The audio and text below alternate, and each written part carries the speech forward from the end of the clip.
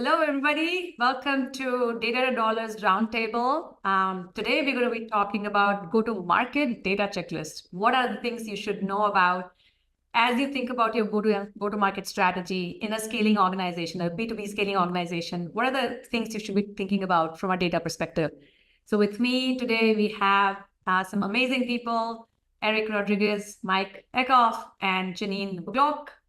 I may have butchered your name, but please welcome, and let's get you all to introduce yourself. Janine, you want to go first? Sure. Hi, my name is Janine Niblock. I own a Salesforce consulting business called SFDC Experts. We work with clients on, either optimizing an existing process or re-engineering an existing process or helping them establish new ones and then making sure that Salesforce is configured to support that. That's like in a gist, that's what we do. And I live here in Austin, Texas. Yeah. Welcome, Janine. Thanks. Mike. Hi, Mike Eckhoff. Thanks so much for having me on the talk. I recently transitioned from leading sales forces across very large enterprise customers, growth accounts, and then even small startups into a fractional business. So I started a company called Sales Growth International, and I work with primarily growth firms and some larger enterprises, and providing services and advisory services and consulting to help them with their go-to-market planning, strategy, staffing, you name it, anything that a chief revenue officer would do, but on a fractional basis. And I'm just east of Janine over in Orlando, Florida. Welcome, Mike. Eric? Nice. I'm happy to be here. I am maybe the combination of Mike and Janine. So I am the owner and founder of Scalable Operations, and we run both fractional CRO services as well as Salesforce consulting. So I typically work with venture-backed companies anywhere from seed to Series C, Series D, helping them to scale their processes to set the right foundation for scalability, using Salesforce as a tool typically, but also just generally team structure, revenue plans, go-to-market strategy, etc. It's great to meet you. Great. Oh my gosh. I can't wait to dive deeper with your numbers background. Yeah, so let's dive right in. I wanted to in the larger enterprise as well as near recently in smaller organization. What are the things that are significantly different when you go to market in a large enterprise versus a perspective? What are the big differences?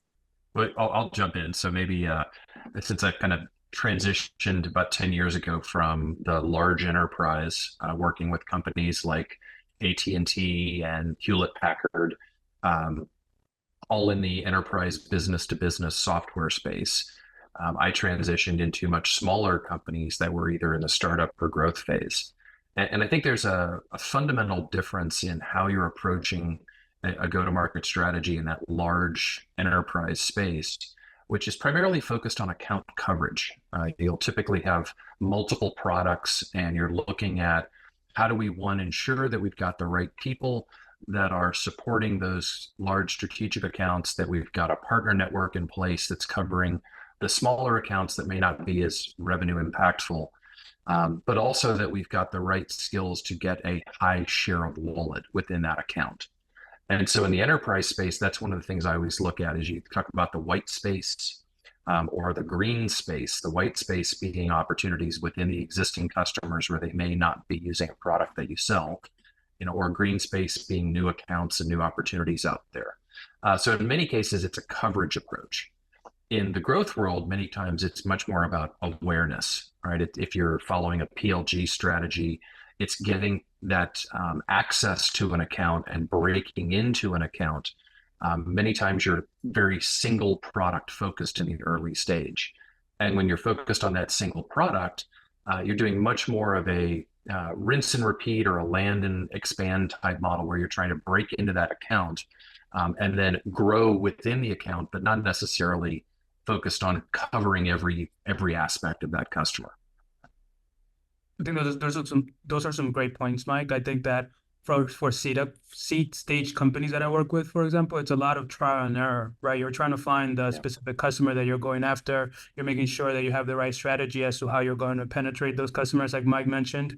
And as companies go from seed to Series D public companies, there's a lot of specialization, right? So that initial team that you had of one person that does sales becomes 10 people that are regionalized. And then you kind of start to multiply from there from a level of complexity, dividing into SMB teams or enterprise teams. So the complexity grows and kind of the matrix through which you support your go-to-market strategy expands substantially. Yeah, some of the that really resonates with me. I mean, I've had such a varied experience, like in the corporate world, like being in sales operations to then becoming a Salesforce consultant. So I've had very different perspectives, but even with some of the growth clients, like in the early stage, I mean, some of the things we talk about are even more at the basic level of like, what is your ICP, right? Who are you going to be going after? And even just that exercise alone can be very like daunting and sometimes confusing, right? Because sometimes people don't know their software can be utilized by all industries at all different revenue levels and all different sizes of number of employees. So it's like I always like to take them back to the basics and figure out like, okay, well, what is your ICP, and then what personas are you going after? And that's an even more like complex conversation about, well, which departments, which job titles, and so I think that then lends itself to what you mentioned, Mike, around the green space and the white space. And so yeah. Yeah, that's a very good point. I've been running Airing for 13 years, and we've been doing data literacy for 13 years.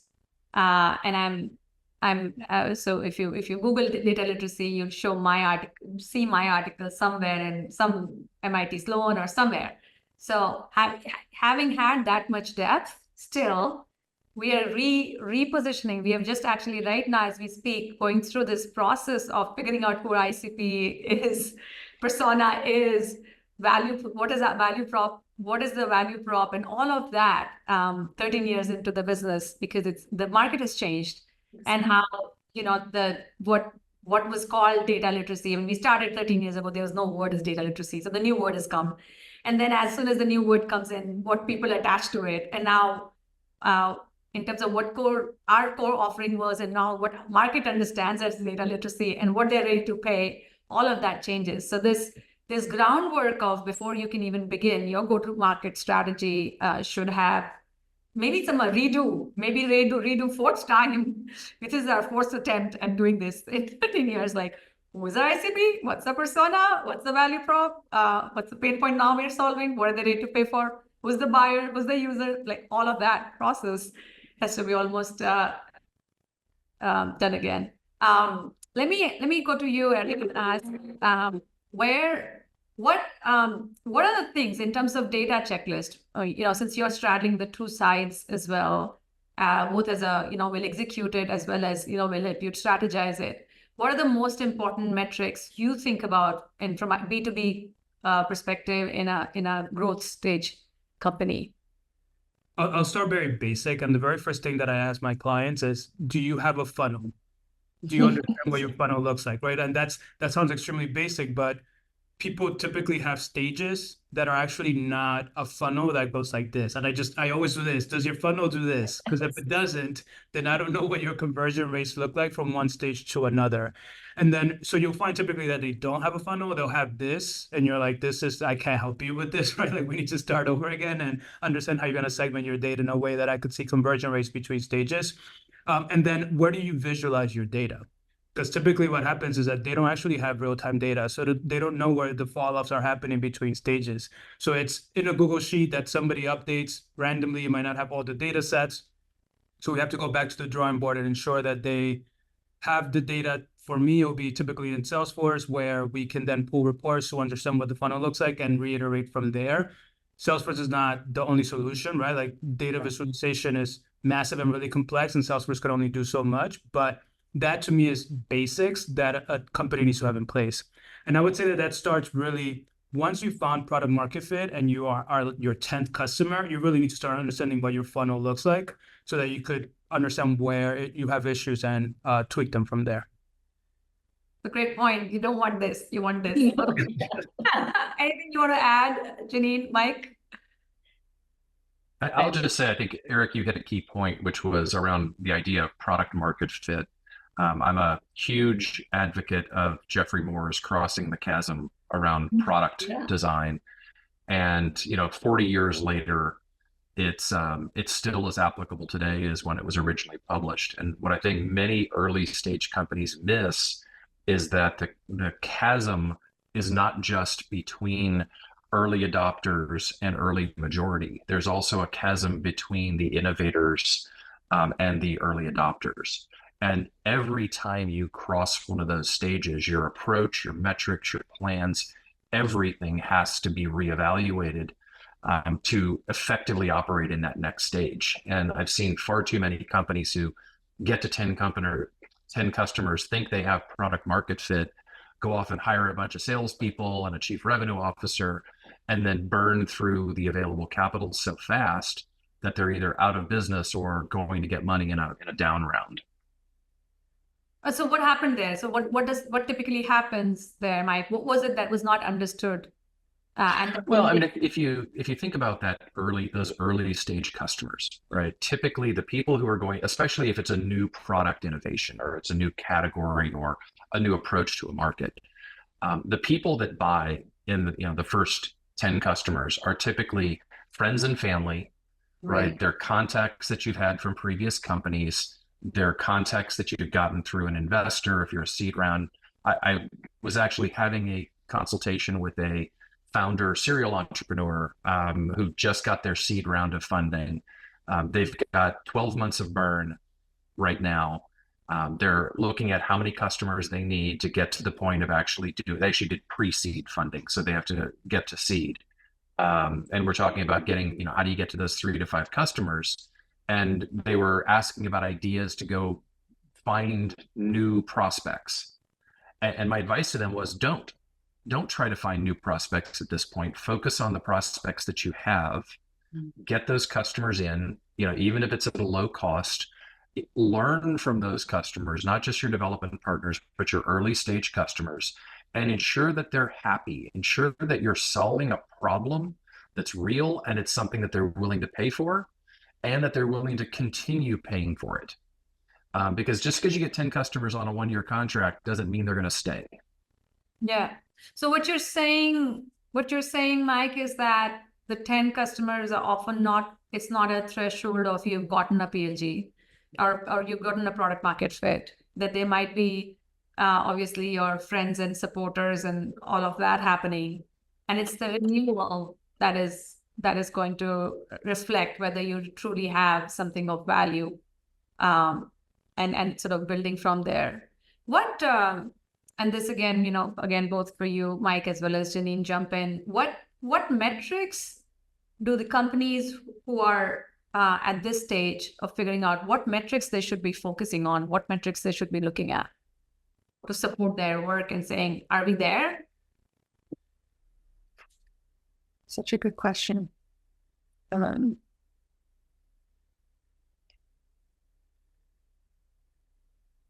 It's so tricky, right? Because it's like you have something new and you're putting, my hope would have been that they would have done the market research to begin with to actually, back to your point, Mike, like, is there a demand for what your offering is, right? Because if you haven't done that and you're going to market, then the chances of survival are very low. And so I think, you mentioned something at the beginning, Bianca, about, once you have 1,000 leads, then maybe that's when you start to say, like, okay, where are these leads coming from? And to Eric's point, what is the conversion? How are they traveling through the funnel?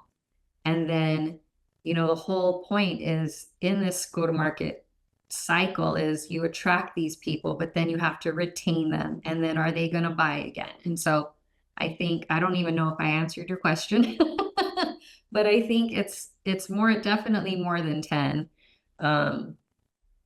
probably, hundreds before you can really know.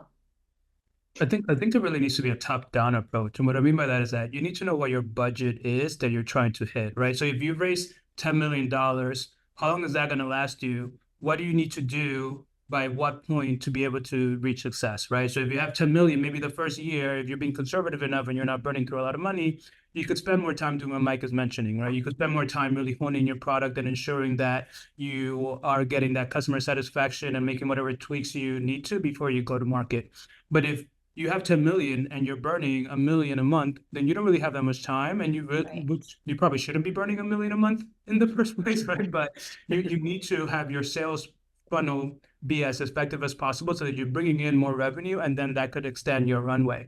And then from there, you are able to ask yourself, okay, if I need to be selling X amount a month, how am I doing towards that? Am I consistently executing on that number month over month, or am I seeing dips? If I'm seeing dips from January to February, why am I seeing dips, and how do I tweak that so that I could then ensure that I have a more consistent funnel going forward? But a lot of companies miss the part of like, how much money do I have in the bank?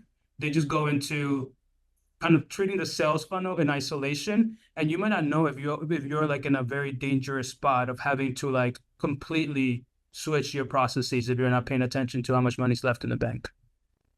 Yeah, that's a great point, Eric. And I think that's why I love working with serial entrepreneurs, because they've been down that road before. They understand how long it takes to raise capital. They understand what are the metrics you need to show an investor that you're moving. And everybody talks about things like CAC to LTV, right? Acquisition cost to lifetime value. But as an early stage startup, it's very difficult to understand what your real acquisition costs are and what your lifetime value is. I think you hit it before, and I tend to focus on things like conversion rate, right? The most effective salesperson that I typically see in an early stage company is that founder, because they've got the passion about the product. They're the ones who understood the problem. They're the ones who can explain it extremely well. The real question is, can you then make that a repeatable sales process that I can teach someone else how to do what the founder does? And that I think is the point you were making, and that's that transition point where when you can do that, then you've really got to focus on how do I start building pipeline and demand gen, hopefully in advance of hiring expensive salespeople.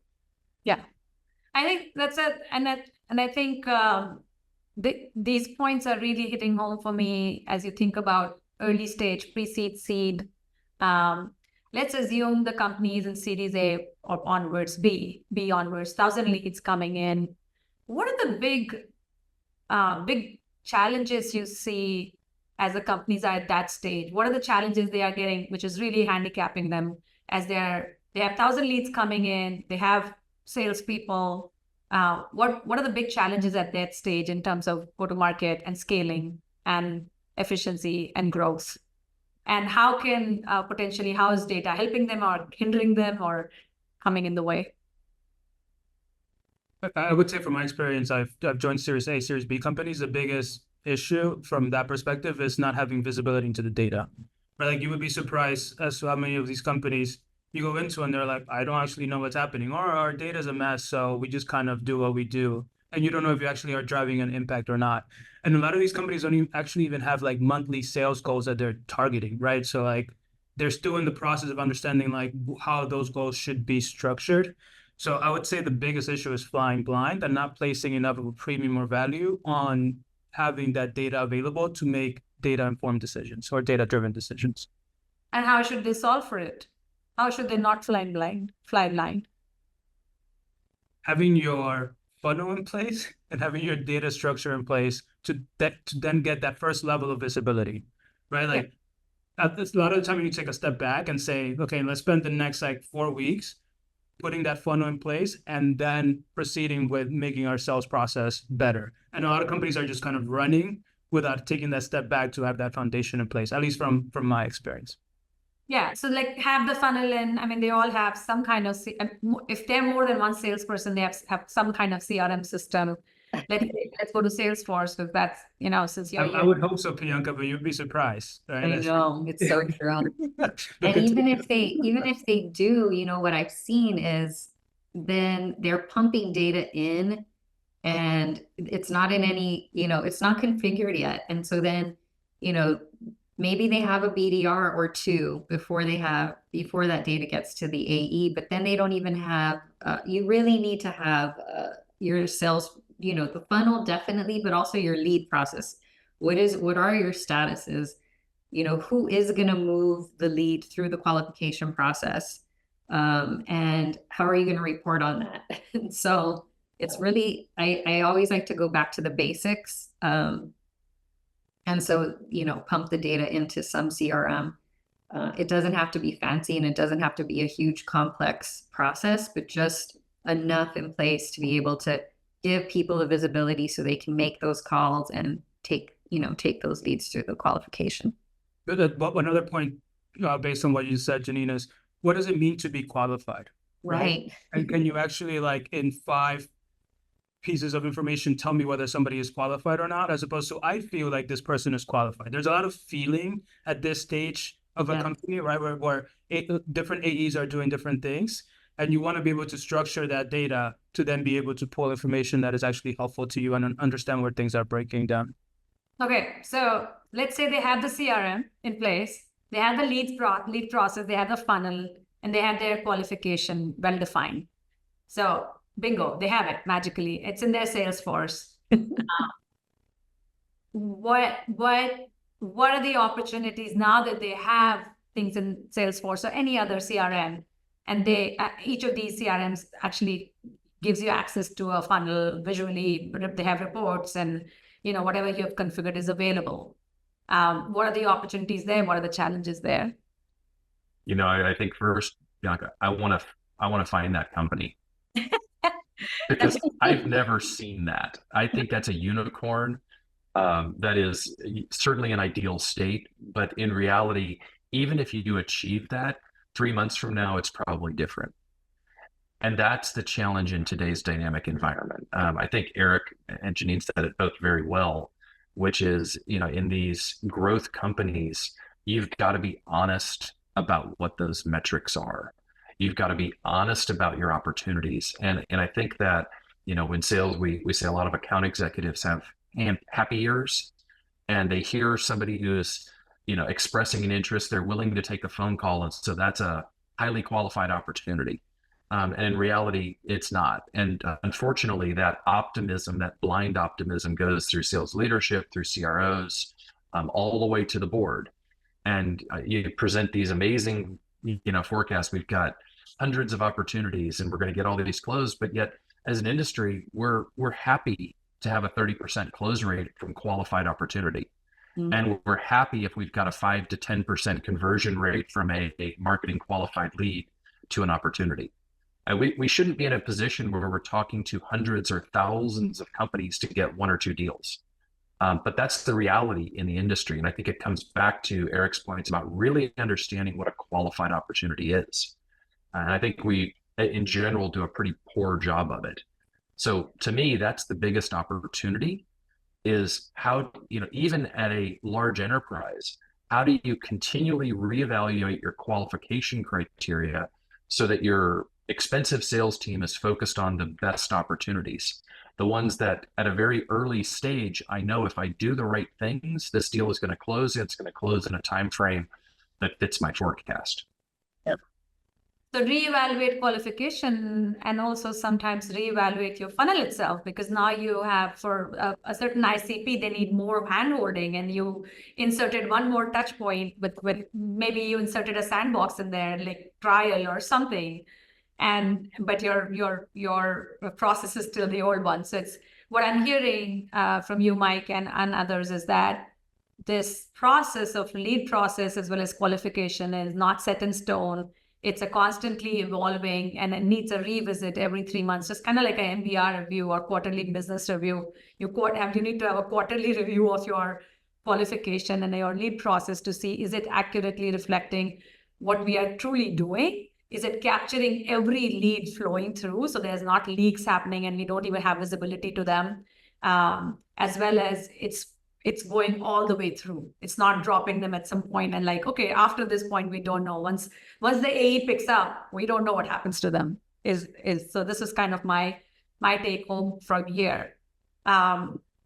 One of the things when we go into go ahead. Yeah, sorry, Priyanka, I did want to answer the question that you posed, though, which was, what if those data foundations are in place? What are the issues, right? And I think the issue is that there are mechanisms within the sales team, so like cadences to which to actually like go through the data and understand what's actually happening and in the forum in which that happens, right? So you would find that some companies have every AE come in with their Salesforce instance and go through their funnel.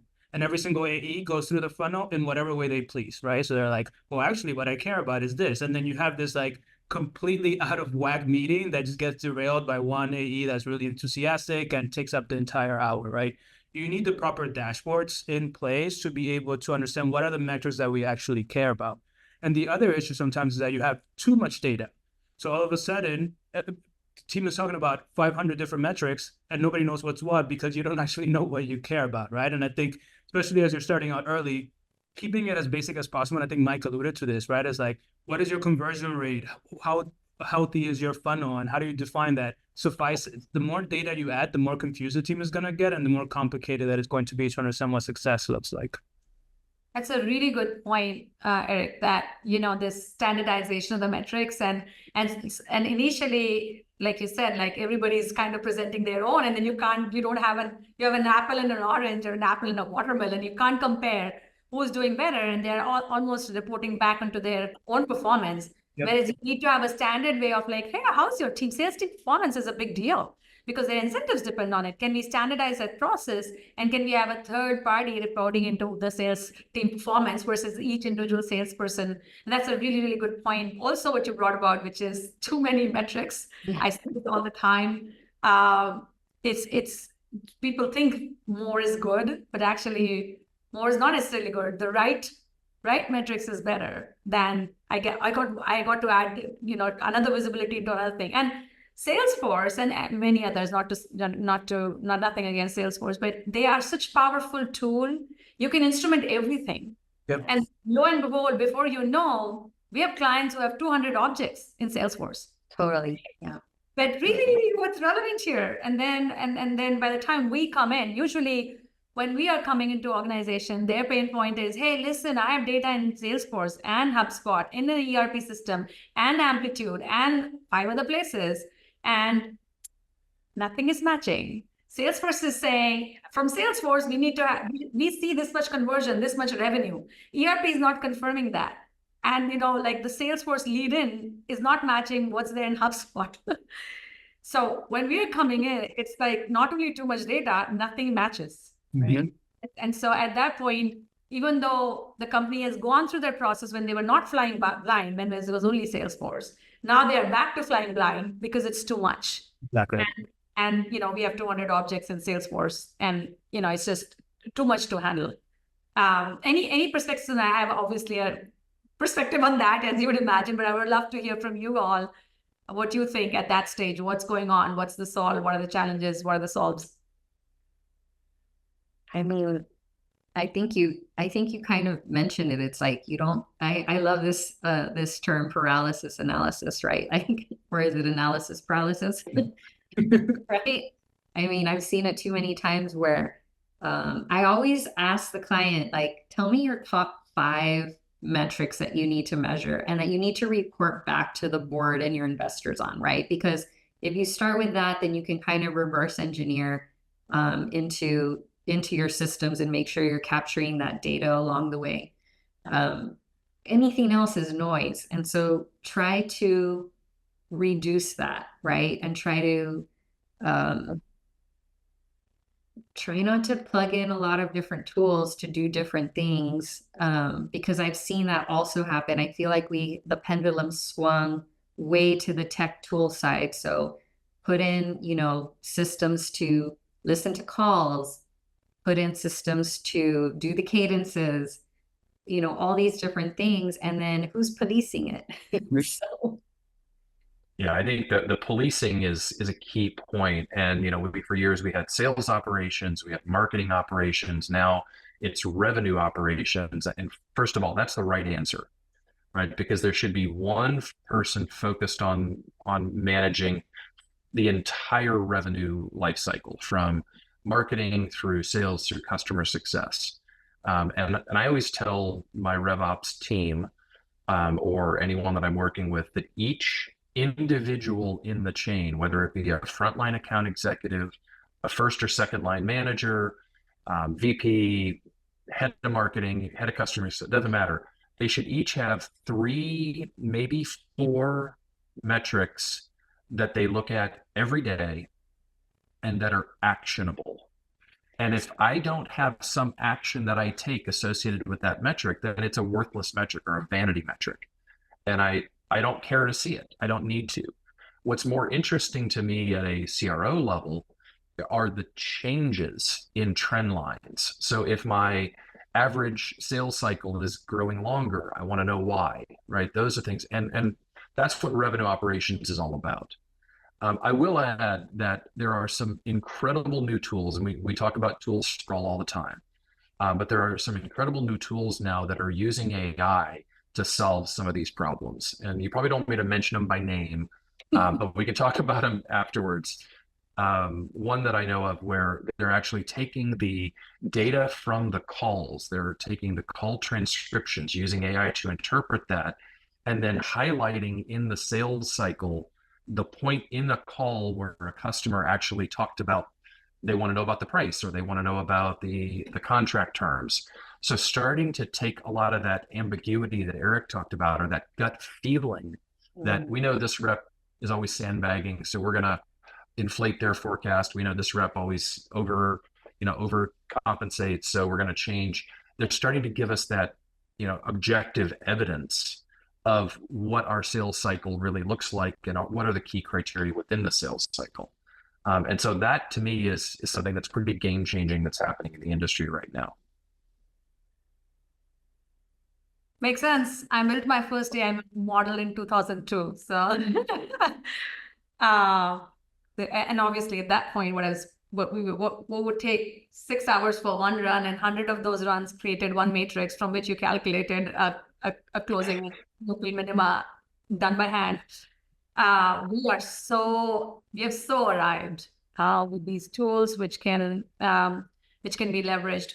But having said that, I hear you, Janine. There's so many tools, and they're just and this lure of tools, like all my problems will be solved. Let me add one more tool. And the problem is, yes, the tools are great, but let's add only the most critical tools you need versus everything, because a lot of them are distraction. And it does, to me, bring it back for me that it's more about the process and what you're trying to learn from each of that process, what the real business questions are, versus saying, there's another fancy tool out there in the market, let's plug it in. Oh, and they're offering free trial, and we are there are customers. It doesn't even cost us money. Yeah, it does cost you money because your people are distracted and they're having to learn something and plug it in. And they're trying to figure out what does this do? And your salespeople are spending time figuring that out versus actually being on call. So yes, it actually has a cost. Even though there's no dollar that you spend, there's actually a cost. So the answer, I think, is somewhere in the middle. Figure out what you're trying to learn, and if there are new opportunities and new tools out there, absolutely get them. But kind of know where it fits in your funnel, not vanity metrics like you said, Mike, but real metrics which are actionable that you can learn from it. Like, okay, this tool actually will enable listening to the call, which will enable us to see what when they ask for the first time their price is as a point of they've actually gone to the next stage. And we are actually going to use that as a trigger to move people to the next stage of the funnel. That's a very good application. What comes with these many tools is that problem of nothing matches, too much data, and that's where the way we solve for it when we are going to large companies or growing companies is that let's approach again from what your current funnel looks like, what do you want to measure, and build a EDW, Enterprise Data Warehouse, where you're not trying to have the sources talk to each other, because at some point it starts failing, even though the APIs can fly between them. At some point, you have to actually bring all the sources into a giant, some kind of source integration via data lake and some kind of ETL that then comes into a data warehouse, which is hopefully properly architected, physical and logical model, which then gives you a single source of truth. You really need single source of truth, that your revenue number is one revenue number, and anybody can write a select star or actually pull a dashboard from Tableau dashboard or whatever you have on your database, so that you are getting one revenue number, one ARR number, one number of leads, one number of qualified leads, one number, like one single number is coming, but it's integrating every source. So it's not like it's coming from just one source. You have done some kind of thinking around, if this is the data from my NetSuite and this is the data from my Salesforce, and then what needs to happen, what kind of ETL and what kind of logic needs to happen for us to know, okay, this goes in this stage, this lead actually is in this stage, and so on. So I think that's where from my vantage point, at least when we are going in, typically our target is 30 million plus organizations which have reached that stage. They're struggling with too many sources, Right. inaccurate data. I'm paralyzed. Kind of to your point, Janine, I'm paralyzed. And that's why we don't even look at data, because it's so hard. We don't even look at data. Or we kind of find another solution where, like, I start getting proxies instead of actually looking at the real data. But there's no way to scale without actually doing the backend data infrastructure, because whatever you can do at 30 million, if you can't figure out a systematic way of your funnel and measuring it, you can't get to 40 million. You just can't, because you don't even know what is working, what is not working, where are things falling. Is it that you need more prospects, or do you need more conversion? Is it that the failure is happening at the AE level, or even the qualification? Like, what really is happening? You can't, because you don't have you're flying blind. You don't have the visibility. I think also for like companies that are growing really quickly, they have an issue where they have a system that is a patchwork of, like, they've just been patching through time, and it gets to a day where it just breaks, right? Yes. And if you don't get ahead of that, your actual business will come to a halt for like a good month or two while you figure out what's happening, right? So especially if you are in this fast growth place, you should really have someone that's looking at, can we handle the volume that's to come from a data perspective without everything just completely crashing? And companies don't really take that step back, and it's really painful when you are out of commission for a month or two because everything is just in chaos and people are paralyzed. So that's something to think about as well. Yeah. Wow. Yeah. And Absolutely. Go ahead. Yeah, and that problem also occurs not just in growth, but also in acquisition. And I was in a company, 380 million a year in revenue, that was a merger of 3 other companies.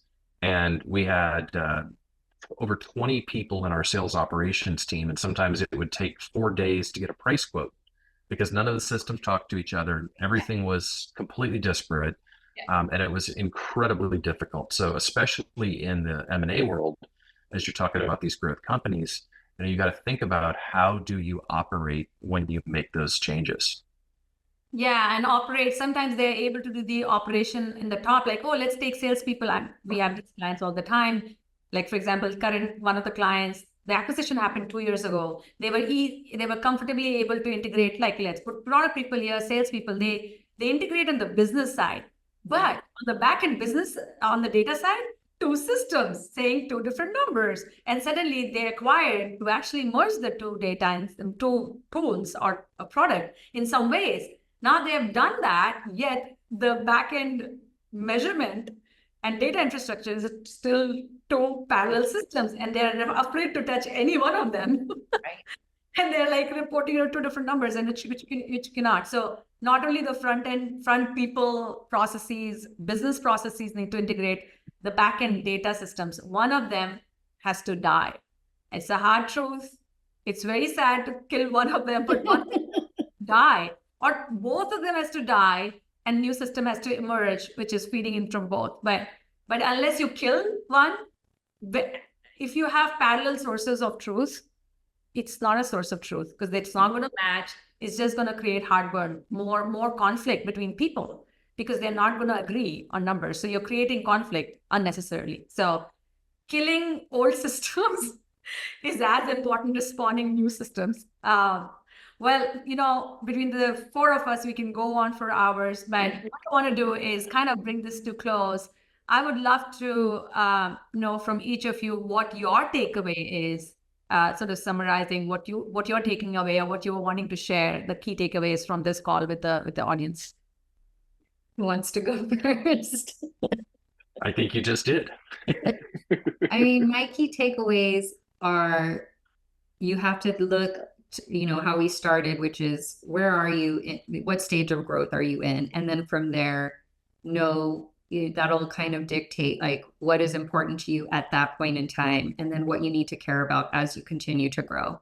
I think the other thing is to be very cautious about how, when we go into fast growth, we're constantly switching things, right? But when you are doing that to your salesperson, it's a lot for them to consume and a lot to keep up with. And so I think there has to be a little bit of patience in not changing the process constantly so that people can actually do the same thing for a period of time where you can really get good information out of the data that they're interacting with. Because otherwise, if you're changing the stages of your opportunity, right, every 6 months, your data is going to change, your metrics are going to change, you're not really going to know where you are. So I think you have to kind of sit with things, even if there is a level of impatience. And then you also, we didn't really touch on it. There's so much more, like you said, we could talk about, but you have to also think about retention and how are you going to keep the clients that you have happy, and are they going to come back? So, yeah. Thank you. I'll try to keep it as simple as possible. I would ask myself, if I'm, especially for a Series A company, Series A, B, or C, I would ask myself, do I know what my goals are? Right? And then, do I know how I'm pacing towards those goals? And if you cannot answer that question in like a sentence or two, then you probably have an issue that you need to dig into the things that we've highlighted in this conversation to understand where things are breaking apart, and then engage the right expert to be able to help you either internally or externally get yourself to the right place. Yeah, I think that's two fantastic points, or really three fantastic points there. And I would just say that on top of all of those things, it's, am I actually doing something with those metrics? Is it just a dashboard that gets published and sent to the board? Or am I actually actioning on it? Am I talking about it with my sales team? Am I talking about it and making decisions based on those metrics? And at any stage, if I'm not acting on it and I'm not doing something based on it, I probably don't need it. Right. Very good point. My key takeaway is that if you are at a growth stage and you are scaling and you have lots of different sources of data, which you might have, which you will have, make sure that you have a backend infrastructure that really lends itself to, and which is, instead of having sources talk to each other, bring it in a way that gives you a single source of truth in a systematic way, so that actually you can make decision and understand. The other point I also want to add to your, Mike, to your input is that be very clear, and to all of yours, to what your metrics of success are, which is, your key performance indicator is not what you're going to be able to tweak. So your ARR, you keep an eye on your key performance indicator, but also understand what drives that, what stages and the conversion at different stages, what is driving it, and keep an eye on that. And know that those are the most important metrics to track. So don't track everything, but track the most important metrics which drive your key performance indicator, which you will be reporting to the board. So that's my key takeaway or things to share. And lastly, just if you guys want to quickly share how people can get in touch with you, your company, your websites, your LinkedIn handle or X handle. Yeah, so you can find me on LinkedIn, Janine Niblock, and my website is SFDCX, so not EX, but just the X, PERTS.com. You could find me at scalableoperations.co or on LinkedIn, Eric D. Rodriguez. And for me, on LinkedIn, Michael Eckhoff, and email mike@salesgrowthintl.com. Great. Well, with that, we are wrapping our Data to Dollars roundtable, which is on how to go to market. What's the go-to-market data checklist? There's a lot to be said here. We might do another round, potentially with the same speakers, and add more. There's a lot here, and we'll keep chewing on this till we get clarity. Thank you all for joining us.